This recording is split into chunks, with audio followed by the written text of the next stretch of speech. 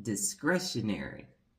What is the first thought that enters into your amazing mind when you hear discretionary? I was reading as usual and discretionary popped up off the page, and I thought, well, in this capacity, it doesn't necessarily fit. So let me research discretionary with respect to the brain. And it did not disappoint. So here it is. Discretionary in the brain context is this: the capacity of the brain, primarily through executive control in the prefrontal cortex, to exercise choice, judgment, and self regulation over actions, thoughts, and behaviors that are not automatic or reflexive. Now, it refers to the brain's ability to engage in voluntary, intentional, and controlled decisions rather than relying on instincts, impulse, or habit. And the four brain regions that are involved are the prefrontal cortex, the anterior cingulate cortex, the basal ganglia, and of course the amygdala. Now, how does this work? I'm glad you asked. The automatic mode means that you are non-discretionary. So that means that these habits and reflexes and conditioned responses run with little conscious effort. And that's no braino. You know what I'm saying? Because sometimes that right amygdala will lose its doggone impulse control and act like it has absolutely no sense whatsoever.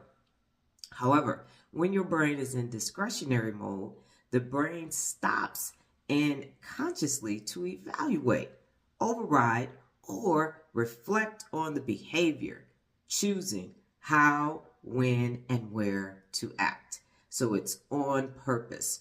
So what's an example? For example, resisting the impulse to speak out of anger. I am guilty of that. I have spoken many times in my life in anger and not thought about it until after the fact. Also, choosing to listen before reacting. I now know to respond versus react, but I have to take those breaths, those 5 to 10 second pauses and go, hold up, wait a minute, so that I can send notification to the inhibition control function in the executive function so that I don't react and I respond instead. And it requires discretionary brain power. That means that you have to start exercising that prefrontal cortex and making it stronger than your amygdala.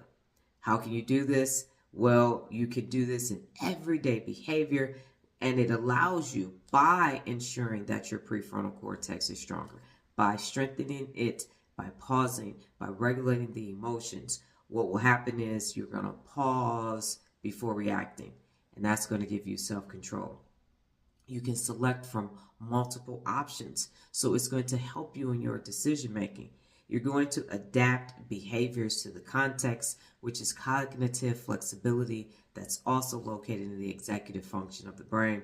And then it allows you to align your actions with values or goals rather than impulses. So if I am in a situation where I would normally get mad or get angry and argue, I understand this does not align with my goals of study the brain, master the brain, and teach others to do the same, because that's how the world will change. So before Dee from the D decides to do something that doesn't align with Dr. Donna, I stop myself.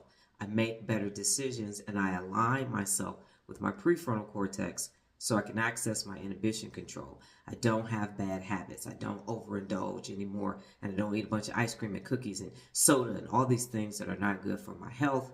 I don't sit around toxic people anymore for the sake of having friendships and relationships, and I don't engage in activities that don't strengthen my prefrontal cortex. So it's very discretionary at this point because I want to access these 86 billion neurons so that I have the potential to create 860 trillion synaptic connections. So it's time for you to tap into discretionary mode in your brain and not engage in non-discretionary mode.